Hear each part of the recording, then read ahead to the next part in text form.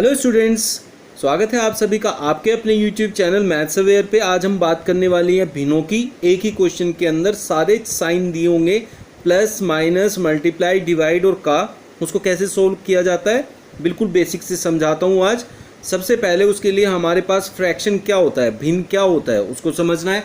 तो जो हमारा भिन्न होता है, कोई भी संख्या जब ऊपर नीचे लिखी जाती है, जैसे यहाँ 1/3 लिखा हुआ है, इसको हम भिन्न कहते हैं। भिन्न के अंदर ऊपर वाली संख्या को अंश कहा जाता है और नीचे वाली संख्या को हर बोला जाता है। अंश को इंग्लिश में न्यूमरेटर कहते हैं और हर को इंग्लिश में डिनोमिनेटर कहते हैं। अब हमें ये देखना है कि ऐसी जो संख्याएं हैं उनको एक क्वेश्चन में प्लस माइनस मल्टीप्लाई डिवाइड का ये सब कैसे किया जाता है।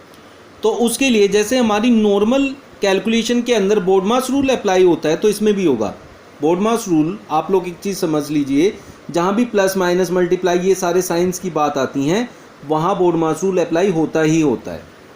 तो बोर्डमास रूल होता क्या है, फिर से जिसको नहीं पता एक बार देख लीजिए।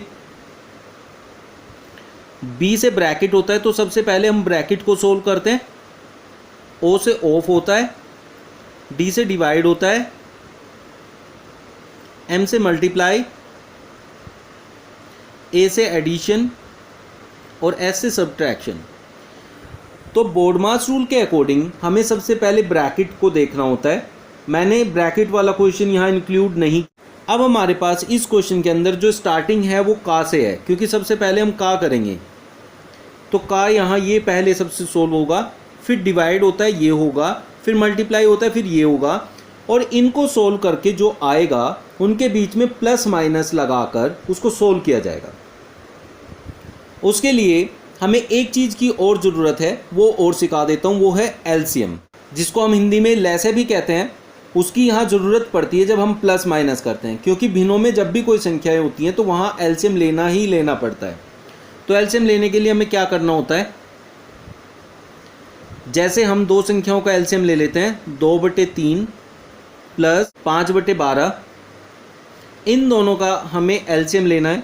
तो हम साइड में लिख लेते हैं 3 और 12 ऐसे लिखा जाता है, और जिस संख्या से ये कट जाए उससे हम काटने की कोशिश करते हैं सबसे छोटी संख्या से, और वो भी सारे नंबर प्राइम होने चाहिए अभाज्य संख्याओं से। जैसे 2, 3 नहीं कटा तो उसको ऐसे ही लिखेंगे 2×6 12, फिर 2 से काटेंगे, 3 नहीं कटा तो ऐसे ही 2 3 6।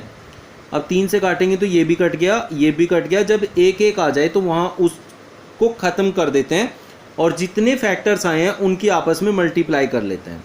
2 दूनी 4 3 12। तो इन सब गुणांक की आपस में गुणा करके जो आता है वो हमारा लघुत्तम होता है। जैसे यहाँ 12 बन गया। उसके बाद जो सबसे ज़रूरी चीज़ होती है वो आपको क्या करनी होती है, इस 3 को 12 बनाना होता है। नीचे जितनी भी संख्याएँ थी सबको 12 बनाना है जो उनका लघुत्तम आया है। तो 3 को 12 बनाने के लिए 4 से गुणा होता है, तो ऊपर भी 4 से गुणा होगा।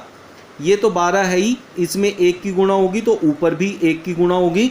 तो संख्या बन गई 8 प्लस 5 एकम 5, तो 13/12। इस तरीके से हम लैसे मैसे लेते हैं, मतलब लैसे लेते हैं, मैसे भी लैसे के साथ सिखाना होता है, बट यहाँ हम नहीं सीखेंगे, वो हम लैसे और मैसे वाले चैप्टर में सीखेंगे। तो ऐसे करके हम लैसे लेते हैं, तो यहाँ 13/12 आता है। इन्हीं चीज़ों को जो अभी बेसिक सिखाए हैं उनको इस क्वेश्चन में अप्लाई करना है। तो एक ही क्वेश्चन में सारी चीज़ें हैं, तो कैसे सोल्व करेंगे। तो सबसे पहले हम का को सोल्व करेंगे। ये हमारे पास संख्या है, तो अलग से मैं सोल्व करके दिखा रहा हूँ हर एक चीज़ को, ताकि आपको अच्छे से समझ में आए। 2/5 का मतलब होता है गुणा। तो अब हमें पता है कि पहले भाग होता है फिर गुणा होता है, लेकिन का वाली जो गुणा है वो भाग से पहले होती है, तो इसलिए इसको पहले करेंगे। 5/7।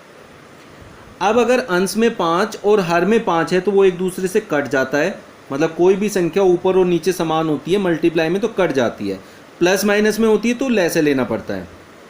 तो ये बन गया 2/7। अब इस पूरी संख्या की जगह हम 2/7 लिख सकते हैं। फिर उसके बाद हमें पता है भाग होता है, तो इस संख्या को लेके भाग कर लेते हैं। 1/3 भाग की जगह हम गुणा का साइन लगा देते हैं, और जो उसके बाद का जो भिन्न होता है उसको उल्टा कर देते हैं, रेसिप्रोकल ले लेते हैं उसका। जैसे 5/3 है तो ये 3/5 हो जाता है, 3 से 3 कट गया तो ये बन गया 1/5। तो हम इस पूरे को 1/5 लिखेंगे प्लस, अब हम गुणा वाला करेंगे तो गुणा वाले में क्या करना है, 1/4 गुणा 3/5, यहाँ कुछ नहीं कटा है तो ऊपर वाली संख्याओं की आपस में मल्टीप्लाई, नीचे वालों से की आपस में मल्टीप्लाई करेंगे तो ये 3/20 हो गया और बीच में यहाँ माइनस का साइन है। अब मैंने लैसे जो लेना सिखाया था उसका यहाँ प्रयोग करेंगे और इन सब का हम लैसे ले लेंगे। लैसे लेने के बाद हम उन संख्याओं को पूरा करेंगे। तो 5, 20 और 7 का लैसे ले लेते हैं।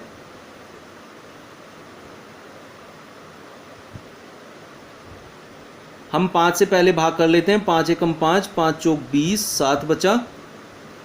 अब देखिए 4 और 7 में कुछ कॉमन नहीं है तो दोनों को साथ साथ लिया जा सकता है, 1 1 7, तो 5 चौक 20 सते 140, हमारा जो लैसे आएगा वो 140 हो जाएगा। अब हम इन सबको 140 बनाएंगे जो नीचे संख्याएं थी, तो 5 को 140 बनाने के लिए 28 से गुणा करना पड़ेगा, तो ऊपर भी 28 से ही गुणा हो जाएगा।